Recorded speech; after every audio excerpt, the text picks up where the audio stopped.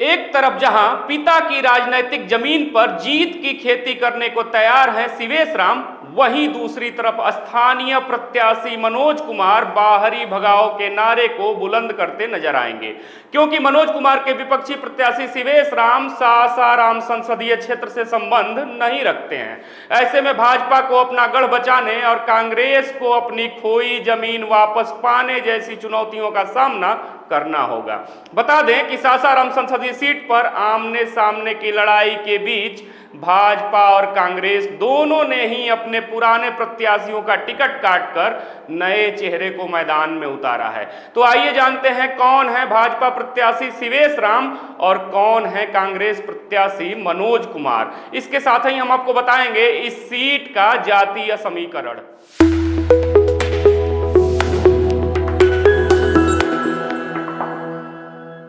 नमस्कार, मैं विश्वजीत कुमार और आप देख रहे हैं खबरों के खिलाड़ी। लोकसभा चुनाव को लेकर प्रचार प्रसार का सिलसिला जारी है। बिहार में कई लोकसभा सीटें ऐसी हैं जहां इस बार आमने सामने की जोरदार लड़ाई है। लड़ाई की इसी सियासी बिसात में शामिल है सासाराम लोकसभा सीट, जहां भाजपा के वर्तमान उम्मीदवार शिवेश राम अपने पिता की राजनीतिक विरासत वाली जमीन पर जीत की खेती करने में जुटे हैं। अब हम आपको कांग्रेस प्रत्याशी के बारे में बताएंगे। इससे पहले आपको बताते हैं आखिर कौन है भाजपा प्रत्याशी शिवेश राम। बता दें कि वे किस्मत वाले होते हैं जिन्हें बनी बनाई राजनीतिक जमीन मिलती है। उस पर भी अगर पिता ने राजनीतिक जमीन तैयार की हो तो फिर क्या पूछना, यह तो सोने पर सुहागा होने के समान होता है। कुछ ऐसा ही किस्मत लेकर शिवेश राम भी आए हैं सासाराम में। सासाराम लोकसभा सीट से भाजपा ने उन पर भरोसा कर उम्मीदवार घोषित किया है। शिवेश राम पहली बार लोकसभा चुनाव में अपने प्रतिद्वंदी को टक्कर देने जा रहे हैं। बता दें कि शिवेश राम के पिता इस सीट से सांसद रहे हैं, साथ ही उनके पिता ने इस इलाके में अपनी सियासी जमीन को काफी मजबूत बनाया है। शिवेश राम को उसी राजनीतिक जमीन पर अपनी सियासी खेती को अंजाम देना है। अब आइए समझते हैं सासाराम लोकसभा सीट की वर्तमान स्थिति क्या कहती है। बता दें कि आईपीएस अधिकारी रहे मुनीलाल पहली बार लोकसभा चुनाव वर्ष 1996 में लड़े और जीते भी।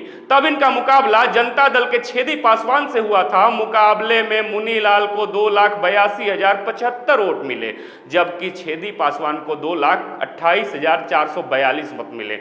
वहीं वर्ष 1998 के चुनाव में मुनीलाल ने राजद के राम केसरी भारती को पराजित किया था।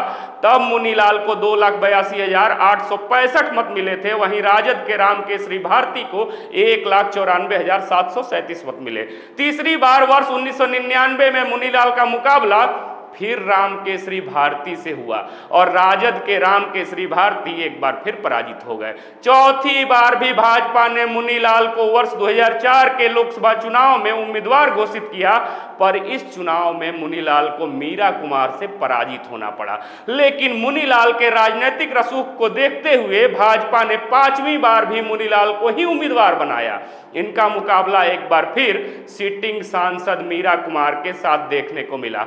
इस बार भी मुनीलाल को पराजय ही हाथ लगी। अब लोकसभा 2024 में भाजपा प्रत्याशी शिवेश राम के लिए उनके पिता मुनीलाल के द्वारा 5 बार चुनाव लड़ने का व्यापक अनुभव प्लस पॉइंट साबित करेगा, क्योंकि अब तो मजबूत प्रतिद्वंदी मीरा कुमार ने भी चुनाव लड़ने से सासाराम से इनकार कर दिया है।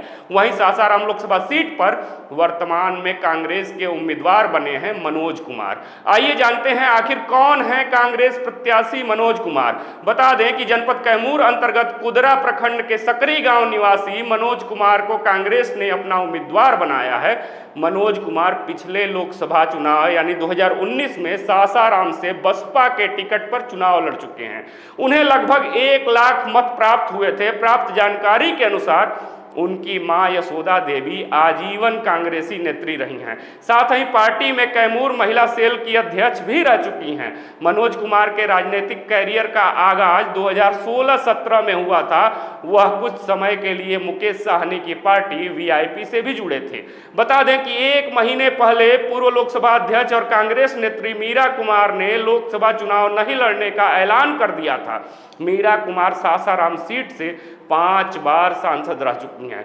जब केंद्र में यूपीए सत्ता में थी तब मीरा कुमार को 2009 में लोकसभा अध्यक्ष बनाया गया था।